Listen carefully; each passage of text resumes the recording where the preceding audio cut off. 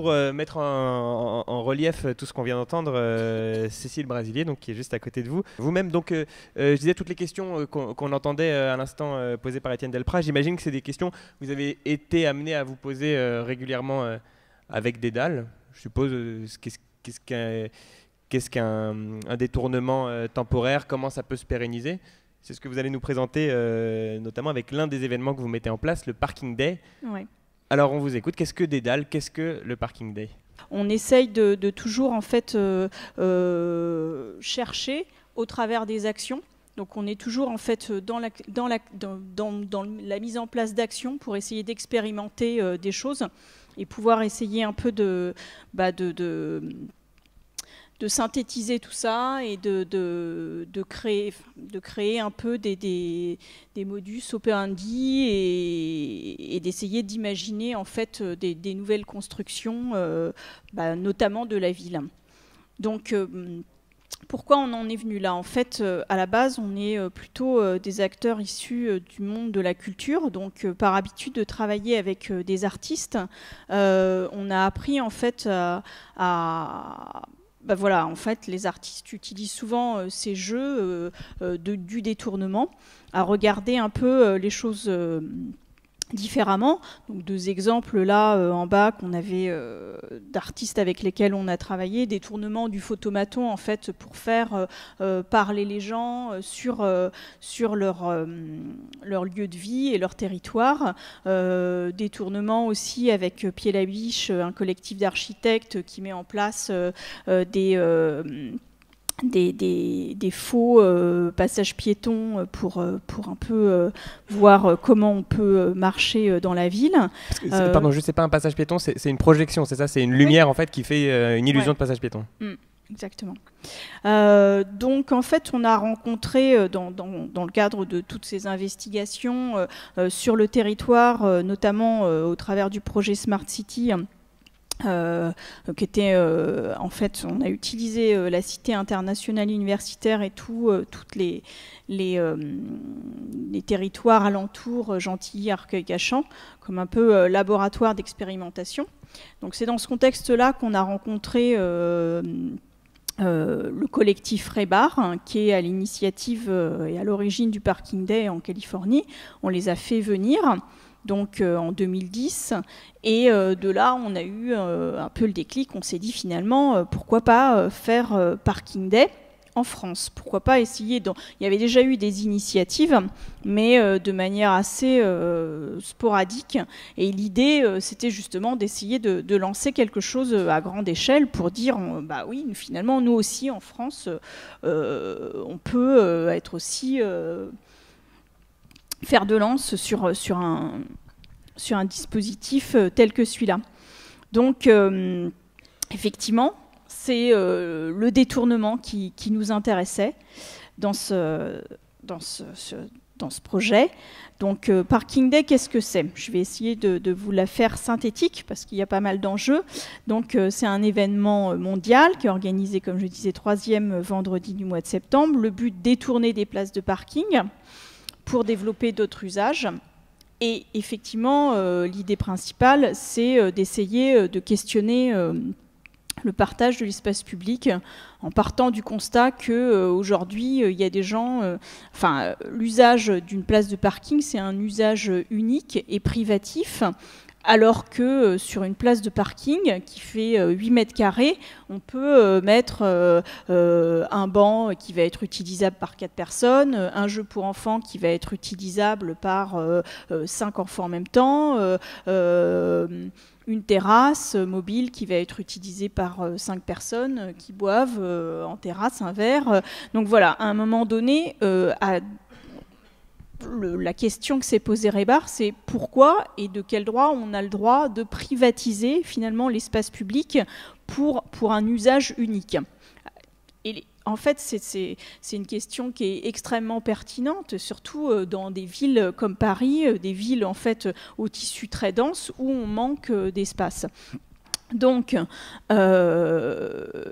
Raybar a joué sur la question du détournement et de la légalité. Effectivement, tout se tient un peu là, sur un vide juridique qui existe aux États-Unis, sur le fait qu'en fait, en payant sa place de parking, vous en êtes finalement propriétaire le temps de la location, le temps de la durée du parc-mètre.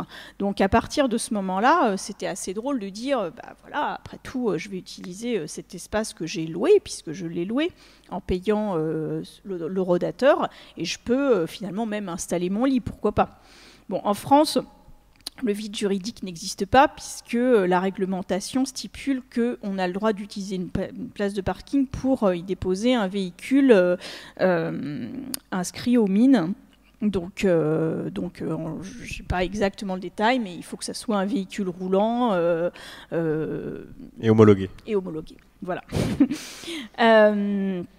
Donc, c'est pas grave, on a décidé de le faire quand même, avec les mêmes règles. C'est pour ça que la première image que je vous mets, c'est un ticket de rodateur. Donc, dans la démarche, on demande toujours aux gens de payer son parc-mètre. C'est vrai que c'est important pour la discussion qui se lance dans la rue sur ces questions-là, de dire aussi cette chose-là. Quel est le mode d'emploi de Parking Day ? Donc, Parking Day. Donc, en fait, vous vous inscrivez sur le site internet du Parking Day. Vous allez, il faut d'abord évidemment identifier l'endroit où vous souhaitez faire votre place de parking. Vous allez ensuite trouver des collaborateurs. Le mieux, c'est effectivement de ne pas être tout seul pour le faire. Et puis, vous allez réfléchir à un concept, c'est mieux.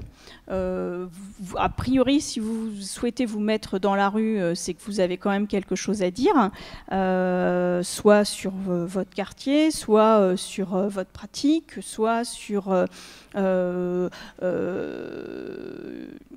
une idéologie que vous avez envie de mettre en avant. Et donc, vous allez essayer de mettre en place un système qui va vous permettre de rentrer en interaction avec les gens dans la rue. Donc ça peut être tout le monde. Par exemple, moi, j'ai envie, soit parce que j'ai envie de présenter une association, soit parce que j'ai envie de passer un message quelconque. Oui, tout à fait. D'accord. Alors, il y a eu une espèce d'envolée du Parking Day dès la première année, avec un gros suivi médiatique du projet. Donc à Paris, il y avait eu énormément de parcs la première année. C'est un peu retombé. En revanche, il y a beaucoup plus de villes en Provence qui le font. Donc pour l'édition 2014, il y avait 55 villes. Même il y a des toutes petites villes qui le font quand même, comme quoi la problématique finalement de la densité urbaine n'est pas exclusive. Il y a d'autres gens qui sont préoccupés par ces questions-là. Enfin, à un moment donné, même si c'est vrai qu'on parle de la voiture et de la mobilité, on parle aussi d'espace public. Donc, même si effectivement, si j'habite à Redon, je cite cet exemple-là, parce qu'effectivement, il y a eu une année où Redon s'est massivement déployé des gens dans la rue. Effectivement, je pense qu'ils ne vont pas essayer de dire aux gens non, utilisez moins votre voiture et ne la mettez pas sur l'espace public, parce qu'on sait que dans des petites villes comme ça, c'est extrêmement important. Eux, ils voulaient vraiment mettre en avant la problématique de l'espace public et pouvoir faire en sorte que ça soit discuté et que ce sujet-là soit partagé, en fait. Donc c'est une proposition, une expérimentation. Tiens, si un jour on remplaçait de manière temporaire des places de parking par d'autres occupations, voyons voir ce que ça donne en fait. Voilà. Et donc qui sont les gens qui participent en général?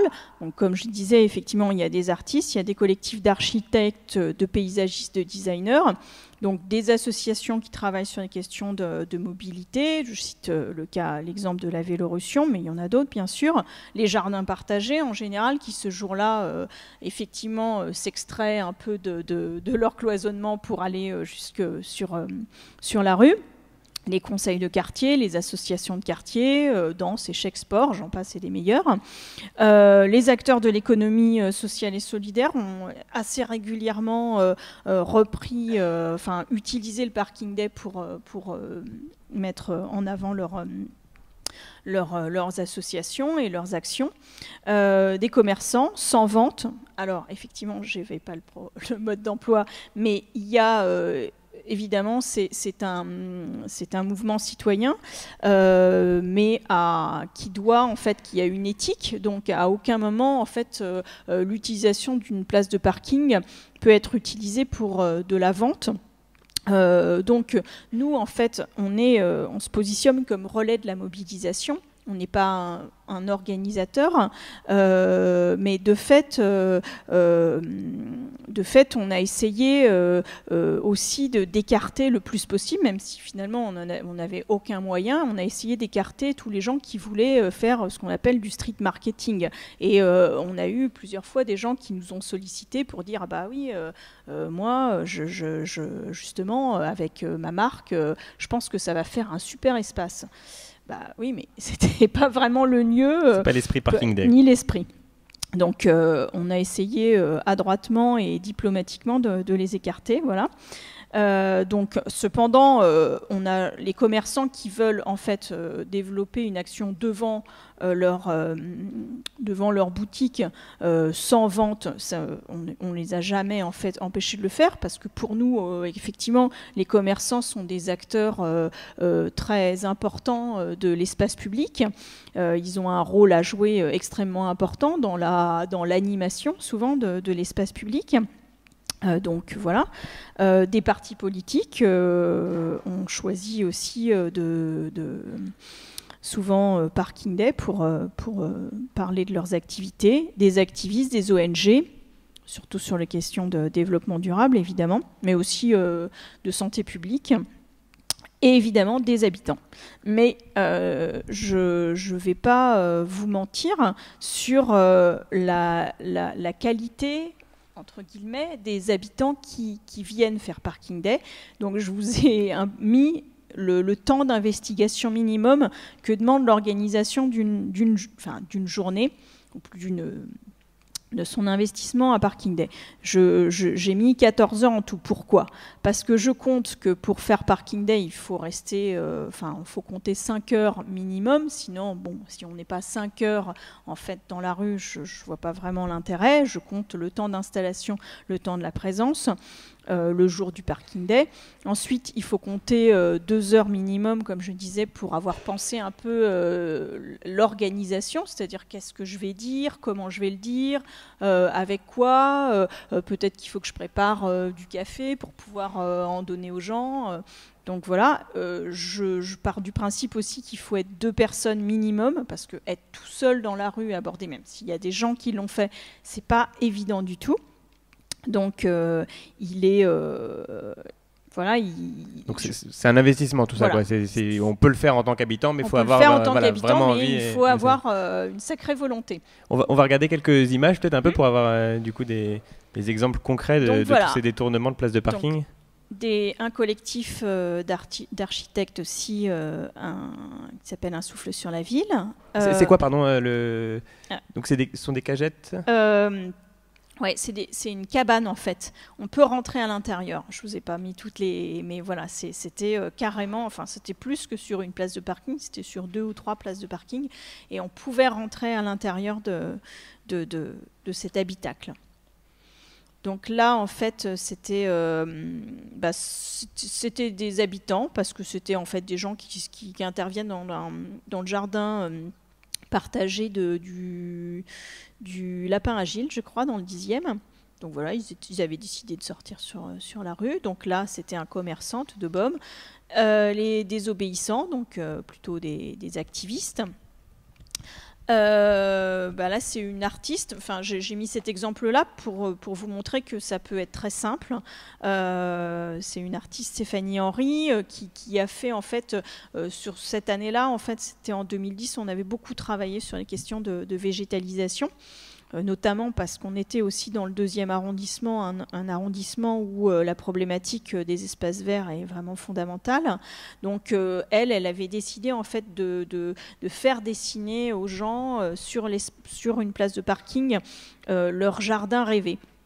Alors finalement c'était très très simple, mais par contre ça lui a demandé un investissement personnel. Toute la journée, elle a parlé, elle a été chercher les gens. En plus, elle était rue du Faubourg Saint-Denis, donc un endroit avec une mixité sociale très, très forte. Mais justement, c'était assez riche de voir toutes les cultures, en fait, de la manière dont les gens avaient envie de s'exprimer sur leur jardin rêvé.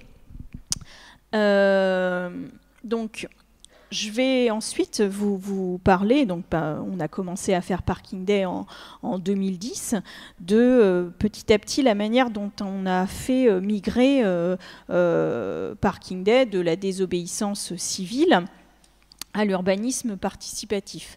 Donc effectivement, la première année, on a été appelé par la préfecture de Paris pour un peu s'expliquer, surtout que, comme je vous disais, il y avait eu un relais médiatique assez important, donc pas mal de médias, de radios en avaient parlé, donc la préfecture, ça avait un peu titillé les oreilles de la préfecture. Parce que tout ça, donc j'imagine, c'était sans autorisation, vous avez coordonné tout ça, mais chacun prenait sa place de parking indépendamment. Voilà, donc en fait, c'est donc effectivement, comme c'est illégal, comme on ne peut pas demander d'autorisation, parce que en fait, pour demander une autorisation à la préfecture, il faut s'y prendre un mois à l'avance, que là, évidemment, on est sur une mobilisation spontanée des gens, même si vous y pensez, effectivement, qu'un jour avant ou une semaine avant, de toute façon, c'est trop tard pour demander une autorisation à la préfecture. Donc, quand la préfecture nous a convoqués, elle a voulu un peu comprendre de quoi il s'agissait. Effectivement, à partir du moment, ils nous ont dit, à partir du moment où vous ne gênez pas la circulation, pour nous, on fera comme si on n'avait rien vu. Donc, effectivement, tout ça pour dire qu'on est sur de l'activisme doux et on n'est pas regardé comme effectivement des vandales. C'est pas exactement comme ça que c'est perçu. Après, je ne dis pas que dans d'autres villes, il y a des gens qui ont effectivement dû faire, quitter les lieux et à qui on a demandé de partir le plus rapidement possible. Et donc tout ce côté, donc pas forcément interdit, mais disons toléré. L'ironie de l'histoire, c'est que finalement, on en arrive à l'urbanisme participatif. Tout à fait. Donc, c'est-à-dire, donc, en fait, nous, on a essayé, on a voulu, en fait, reprendre, a trouvé assez pertinent de reprendre un peu la manière dont Rebar fonctionnait. Et puis, c'est vrai que c'était à partir de 2012, ça commençait un peu à émerger tout ce qu'on appelle l'urbanisme tactique et tout ce qui est en fait la mise en place d'un urbanisme modulaire qui n'est pas pérenne et avec lequel on expérimente des choses. Donc on a commencé à travailler à partir de 2012 en fait avec la direction de la voirie et des déplacements de la mairie de Paris et particulièrement avec l'agence de la mobilité. Il y a Hélène Driancourt qui était là tout à l'heure et qui pourrait en parler, donc qui regardait aussi ce qui se faisait outre-Atlantique, un peu comme nous. Et donc, Rebar avait mis en place avec la ville de San Francisco un dispositif qui s'appelait From Parking Day to Parklet et From Pavement to Park. Donc, en fait, il procédait un peu par étapes à partir du Parking Day, c'est-à-dire que à partir de ce dispositif, ils avaient pensé en fait la mise en place de terrasses qui n'étaient qui s'installaient non plus sur le temps d'une journée, hein, mais qui s'installaient de manière entre guillemets semi-pérenne, c'est-à-dire qu'elles étaient modulables, comme la première photo. Et puis sur le deuxième temps, en fait, ils imaginaient en fait de reprendre en fait la main sur des espaces de rue pour imaginer en fait des parcs semi-pérennes, encore une fois, avec une certaine modularité, comme l'exemple qu'il y a sur la deuxième image. Donc là, c'est vraiment la mise en pratique exacte de ce dont on parlait tout à l'heure avec Étienne Delprat, où comment un détournement temporaire et ponctuel va pouvoir générer une application concrète et pérenne, semi-pérenne en l'occurrence, sur la ville, quoi. Voilà.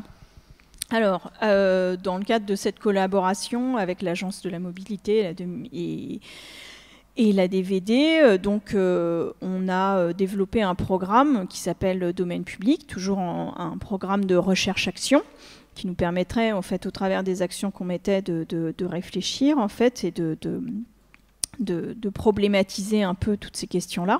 Donc, on a mis en place des ateliers que j'appelle plurisocial, donc où on mélangeait des professionnels, donc architectes, urbanistes, designers, des élus, des citoyens, des acteurs de la société civile, mais aussi des gens des services, et on faisait ces ateliers dans l'espace public.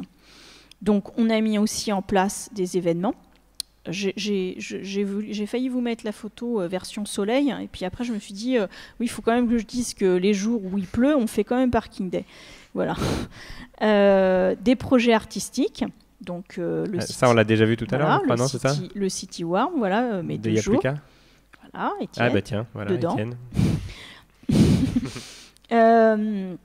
Donc on a mis en place aussi des dispositifs de concertation sensibles qui nous permettaient en fait d'aller en fait vers les gens, vers les passants, parce que effectivement, Parking Day, c'est un grand moment en fait de discussion et de mise en relation des gens et sur la question de l'espace public. C'est un moment en fait de dialogue intense, comme on a rarement en fait l'occasion de le faire, et donc on s'est dit à un moment donné que c'était très important de faire remonter toute cette parole et toutes les discussions qu'on pouvait avoir avec tous les gens qui passaient, qui étaient toujours des discussions vraiment très, très pertinentes, alors qui pouvaient aller, comme je disais quand on a préparé cette réunion, à Paris, on a rarement eu en fait des problèmes. Cependant, il faut imaginer que, on aurait pu en avoir, puisque les automobilistes à qui on prenait les places des parkings auraient pu très mal le prendre. Et bizarrement, en fait, sur un événement très ludique et très festif, ce que ça renvoie, en fait, c'est pas du tout quelque chose de violent, et on n'est jamais finalement sur le temps du Parking Day rentré en conflit avec qui que ce soit. Donc, pour l'instant. En revanche, en amont, sur la préparation du Parking Day, sur le blog, on avait régulièrement des messages hyper agressifs de la part des automobilistes qui disaient « Mais quoi, vous allez encore nous prendre des places de parking? Est-ce que vraiment on a besoin de ça ?» Bon, je vous passe les détails et le vocabulaire. Donc en fait, tout ça pour revenir en fait à la concertation, pour nous c'était très important de faire remonter et faire émerger un peu toute cette parole qu'on tirait du territoire et des gens. Je pense qu'on a une bonne image de ce qu'est le Parking Day. En tout cas, c'est une application concrète et très concrète, en tout cas, de ce qu'on a vu juste avant avec Étienne Delprat. Mais merci beaucoup, Cécile Brasilier.